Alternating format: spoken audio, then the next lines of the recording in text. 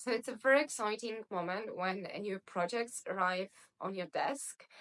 And it's always a surprise. You don't know what you're gonna get, and you don't know if you have already done similar projects, so you can relate to that experience which you have gained. And very often, you do things for the first time and you just have to dive into it. One of the things which for me I find it quite tricky, it's the scale of the total area of the park. And right now, I'm master planning a huge park in Africa. It's a mix between a zoological institution and a safari, and bits of sanctuary and conservation area. So we're talking about many hectares, hundreds of hectares.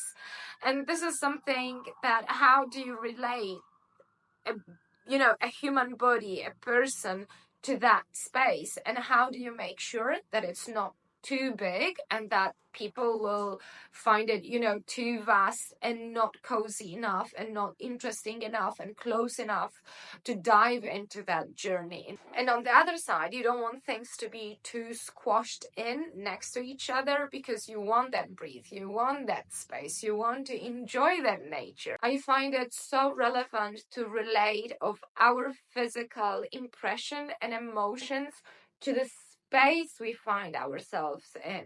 So one thing is standards and like best practices and landscape rules and architectural rules. That is all fine, but in the end, you must filter that knowledge through you and apply it to your project, which is super unique.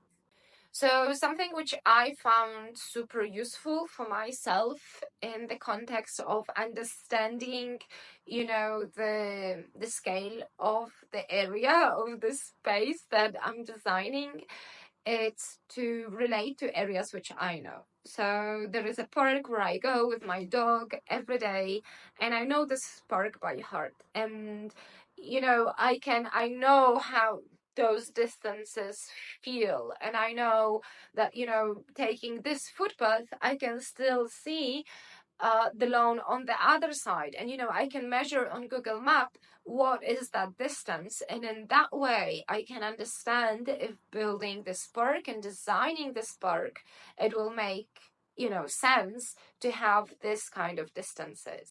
And also another thing which I introduce, and it's my own methodology in my work, it's whenever I design architecture for animals, especially where we're gonna have visitors and guests enjoying that park, it's to dive into me and say, what would I enjoy in this park? What the child inside of me would enjoy seeing in this park? And what kind of physical exercise or physical challenge I can do and as an adult, and what I would like to do as a child. And there is so much to discover in us as professionals, as adults, to later on translate to the design. And because I love my job and I'm super passionate about what I'm doing, and personally, I love to be outdoors and,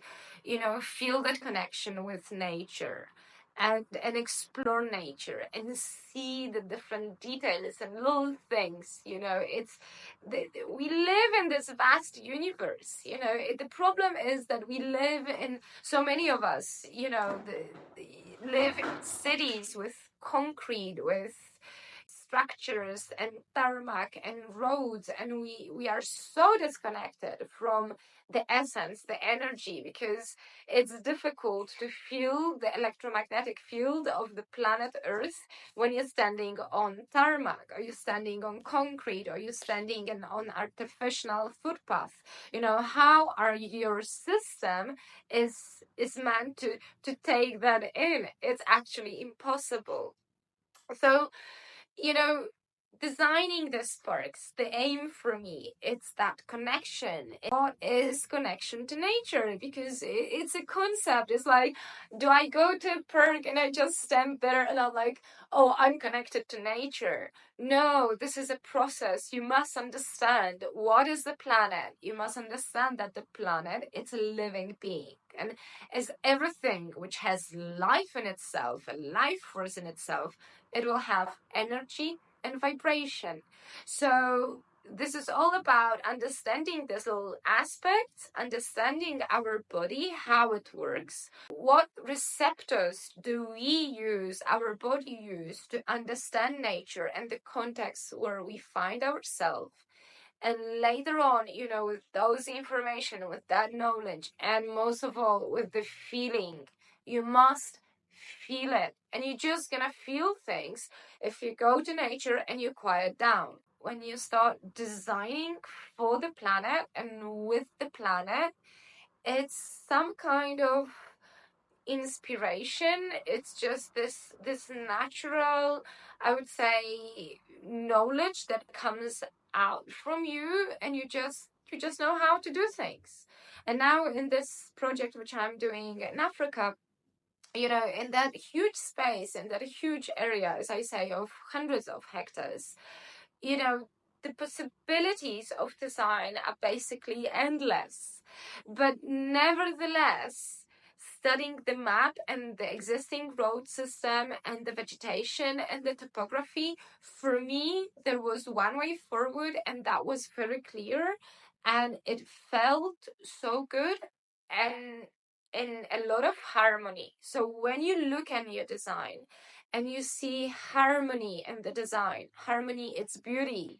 So it just works. It will always work. If there is harmony, it will always work. So obviously you have to just, work on the technicalities, and as I mentioned before, try to feel that space and not make it too small or too big.